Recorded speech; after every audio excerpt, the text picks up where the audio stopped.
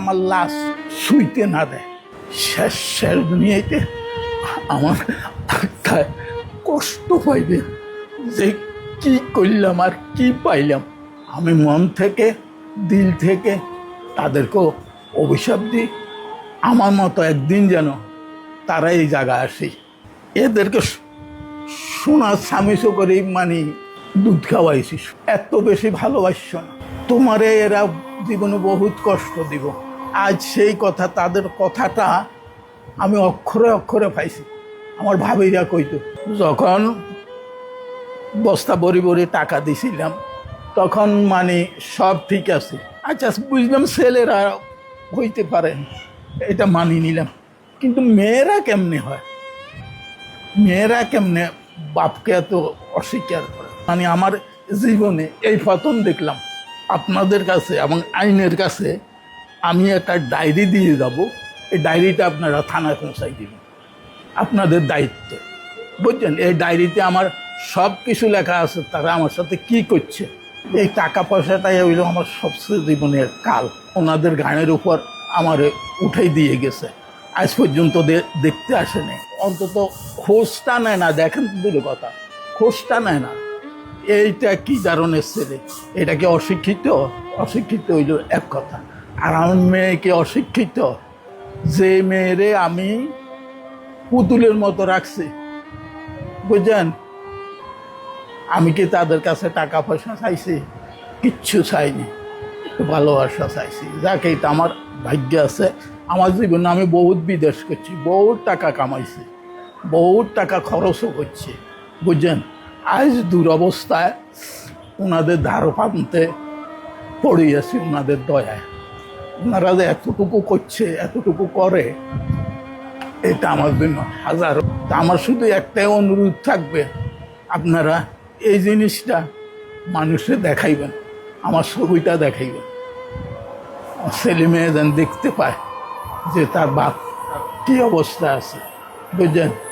বিদেশেও ছিলাম আমি 95 হইতে, সৌদি আরবে ছিলাম 2016 সাল পর্যন্ত, বুঝছেন। তারপরে যখন বস্তা বড়ি বড়ি টাকা দিছিলাম তখন মানে সব ঠিক আছে, ছেলে ঠিক আছে, মেয়ে ঠিক আছে, সব ঠিক আছে। যখন মানে টাকার প্রশ্ন উঠছে, আমার একটা এফডিএস ছিল, এই যে আমার ছোট ছেলেটা যে আমেরিকান এম্বাসিতে চাকরি করে, এ ছিল নমুনি। আমি তো সাদা দিলে আমার ছেলে আমার টাকা এই পাইবে না, কে পাইবে, এরে করে দিছি। এ টাকাগুলো উঠেই নিয়ে যে গেছে, আজ পর্যন্ত সে আমার সাথে কোনো যোগাযোগ করে না, কোনো যোগাযোগ নাই, বুঝছেন। আমার মেয়ের ইয়েতে আমার টাকা ছিল 20 লাখ টাকা ছিল, এই টাকাটা আমাকে আর দেয়নি, বুঝছেন, আজ পর্যন্ত ফেরত দেয়নি। ওনাদের মাধ্যমে আমাকে প্রথমে মিরপুর ওনাদের যে ইয়ে আছে ওইখানে অনেক দিন আসছিলাম, তারপর হইতে এইখানে।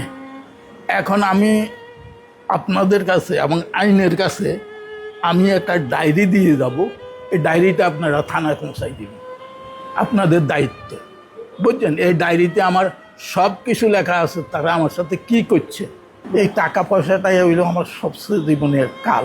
আমি মন থেকে দিল থেকে তাদেরকেও অভিশাপ দিই, আমার মতো একদিন যেন তারা এই জায়গায় আসে দাঁড়ায়, বুঝছেন। আল্লাহর কাছে এদেরকে সোনার স্বামীসো করে মানে দুধ খাওয়াইছি, সোনার স্বামীস, বুঝছেন। এত বেশি ভালোবাসছ না তোমারে, এরা জীবনে বহুত কষ্ট দিব। আজ সেই কথা, তাদের কথাটা আমি অক্ষরে অক্ষরে পাইছি। আমার ভাবিরা কইতো, খুব ভালো লাগছে, যে কদিন আল্লাহ বাঁচি থাকি এই আমি এইখানে থাকব।